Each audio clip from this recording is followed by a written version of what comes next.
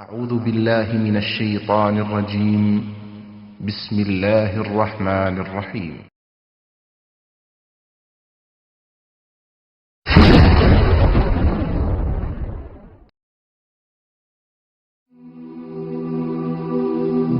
মৃত্যু এমন এক বাস্তবতা যার থেকে কেউ পলায়ন করতে পারবে না। প্রত্যেকটি প্রাণীকেই মৃত্যুর স্বাদ আস্বাদন করতে হবে। আল্লাহ তাআলা পবিত্র কালামে মাজিদে ইরশাদ করেন, কুল্লু নাফসিন যায়িকাতুল মাউত, প্রতিটি প্রাণী ওই মৃত্যুর স্বাদ আস্বাদন করবে। কুল ইন্নাল মাউতাল্লাযী তাফিররুনা মিনহু ফাইন্নাহু মুলাকীকুম, হে নবী আপনি বলে দিন, মৃত্যু যার থেকে তোমরা পলায়ন করছো সে অবশ্যই তোমাদের সাথে সাক্ষাৎ করবে। আইনামা তাকুনু ইউদরিকুমুল মাউতু ওয়ালাউ কুনতুম ফি বুরুজিম মুশাইয়াদা, তোমরা যেখানেই থাকো না কেন মৃত্যু তোমাদেরকে পাকড়াও করবেই, যদিও তোমরা সুদৃঢ় দুর্গে অবস্থান করো। লিকুল্লি উম্মাতিন আজাল, ইযা জাআ আজালুহুম ফালা ইস্তাখিরুনা সাআতান ওয়ালা ইস্তাকদিমুন, প্রত্যেকটি জাতিরই মৃত্যুর জন্য একটি নির্ধারিত সময় রয়েছে। যখন সেই নির্ধারিত সময় চলে আসে তখন তার থেকে এক মুহূর্ত আগ পিছ করা হয় না। এই ক্ষণস্থায়ী পৃথিবী যাকে নিয়ে তোমরা স্বপ্ন দেখছো, এই স্বপ্নের পৃথিবীও একদিন ধ্বংস হয়ে যাবে।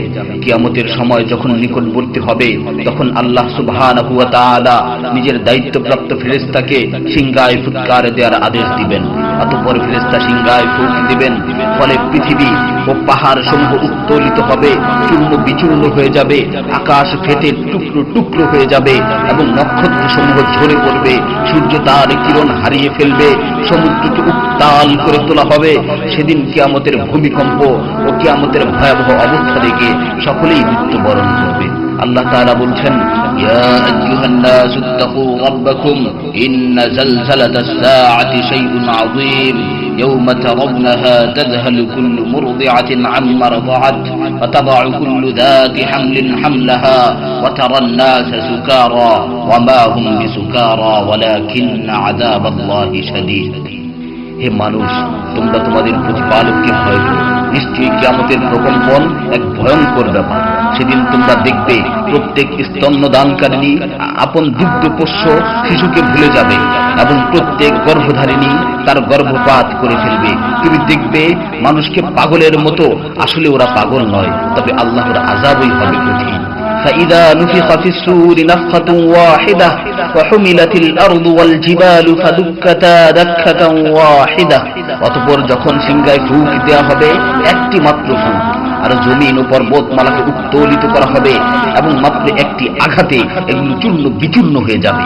ইযা সামাউ ফাতারাত ওয়া ইযাল কাওয়াকিবু ইনতাসারাত ওয়া ইযাল বিহারু ফুজ্জিরাত ওয়া ইযাল কুবুরু বু'সিরাত আলিমাত নাফসুম মা কদ্দামাত ওয়া আখখারাত, যখন আসমান বিদীর্ণ হবে, আসমান ফেটে টুকরো টুকরো হয়ে যাবে, আর যখন নক্ষত্রগুলো ঝরে পড়বে, আর যখন সমুদ্রগুলোকে উত্তাল করে তোলা হবে, আর যখন কবরগুলোকে উন্মোচিত করা হবে, তখন প্রত্যেকেই জানতে পারবে সে আগে কি পাঠিয়েছে এবং পরে কি পাঠিয়েছে। সেদিন কিয়ামতের ভয়াবহতায় আল্লাহ সুবহানাহু ওয়া তাআলা ব্যতীত প্রতিটি প্রাণী প্রাণ হারাবে। পবিত্র কালামে মাজিদে ইরশাদ হয়েছে, কুল্লু শাইইন হালিকুন ইল্লা ওয়াজহা, সেদিন আল্লাহর মহান সত্তা ব্যতীত প্রত্যেকটি জিনিসই ধ্বংস হয়ে যাবে। কুল্লু মান আলাইহা ফান ওয়া ইয়াবকা ওয়াজহু রাব্বিকা যুল জালালি ওয়াল ইকরাম, সেদিন জমিনের উপর যা কিছু রয়েছে সবই ধ্বংস হয়ে যাবে, আর শুধুমাত্র মহামহিম ও মহানুভব আল্লাহ সুবহানাহু ওয়া তাআলাই বাকি থাকবেন। তাফসীরে ইবনে কাসীরে বর্ণিত হয়েছে, যখন ইসরাফিল আলাইহিস সালাতু ওয়াস সালাম সিংহায় ফুৎকার দিবেন তখন সকলেই মরে যাবে। মালাকুল মাউত মৃত্যুর ফেরেশতা এসে আল্লাহ তাআলাকে বলবে, হে আল্লাহ, সকলেই মরে গেছে। তিনি জিজ্ঞেস করবেন, অবশিষ্ট কে আছে? উত্তর দিবে, হে আমার রব, আপনি, আর আপনি তো হলেন চিরঞ্জীব। এছাড়াও বাকি রয়েছে জিবরাইল, মিকাইল ও আরশ বহনকারী ফেরেশতাগণ। আল্লাহ তাআলা বলবেন, জিবরাইল ও মিকাইলের মৃত্যু হওয়া উচিত। মৃত্যুর ফেরেশতা মালাকুল মাউত বলবে, হে প্রভু, জিবরাইল ও মিকাইলও মরে গেছে। আল্লাহ তাআলা জিজ্ঞাসা করবেন, এখন আর কে বাকি আছে? সে বলবে, এখন আমি বাকি আছি ও আরশ বহনকারী ফেরেশতাগণ বাকি আছে। তখন আল্লাহ তাআলা বলবেন, আরশ বহনকারীদেরকেও মরতে হবে, তারাও মরে যাবে। আল্লাহ তাআলা আবার জিজ্ঞাসা করবেন, এখন কে বাকি আছে? মালাকুল মাউত আজরাইল আলাইহিস সালাতু ওয়াস সালাম বলবেন, হে আমার রব, এখন আপনি বাকি আছেন এবং আমি বাকি আছি। তখন আল্লাহ তাআলা আজরাইল আলাইহিস সালাতু ওয়াস সালামকে বলবেন, তুমি তো আমার মাখলুক, সুতরাং তুমিও মরে যাও। তিনি তৎক্ষণাৎ মরে যাবেন এবং শুধুমাত্র আল্লাহ তাআলাই বাকি থাকবেন। অতঃপর আল্লাহ সুবহানাহু ওয়া তাআলা জমিনকে ভাঁজ করে ফেলবেন এবং তিনি 3 বার বলবেন, আনাল জব্বার, আনাল জব্বার, আনাল জব্বার, আমি প্রতাপশালী, আমি প্রতাপশালী, আমি প্রতাপশালী। অতঃপর তিনি 3 বার জিজ্ঞাসা করবেন, লিমানিল মুলকুল ইয়াউম, লিমানিল মুলকুল ইয়াউম, লিমানিল মুলকুল ইয়াউম, আজকের রাজত্ব কার, আজকের সার্বভৌমত্ব কার, আজকের আধিপত্য কার? জবাব দেওয়ার মতো কেউই থাকবে না। তিনি আবার উত্তর দিবেন, লিল্লাহিল ওয়াহিদিল কাহ্হার, আজকের রাজত্ব, আজকের সার্বভৌমত্ব, আজকের আধিপত্য পরাক্রমশালী একমাত্র আল্লাহ।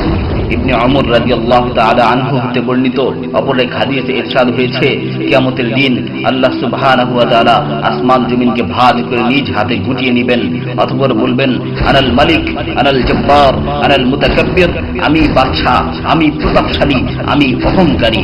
আইনা মুলুকুল আরদ, আইনাল জব্বারুন, আইনাল মুতাকাব্বিরুন, দুনিয়ার রাজা বাদশারা কোথায়, দুনিয়ার প্রতাপশালীরা কোথায়, দুনিয়ার অহংকারকারীরা কোথায়? তখন আল্লাহ তাআলা সুউচ্চ কণ্ঠে 3 বার জিজ্ঞাসা করবেন, লিমানিল মুলকুল ইয়াউম, লিমানিল মুলকুল ইয়াউম, লিমানিল মুলকুল ইয়াউম, আজকের রাজত্ব কার, আজকের সার্বভৌমত্ব কার, আজকের আধিপত্য কার?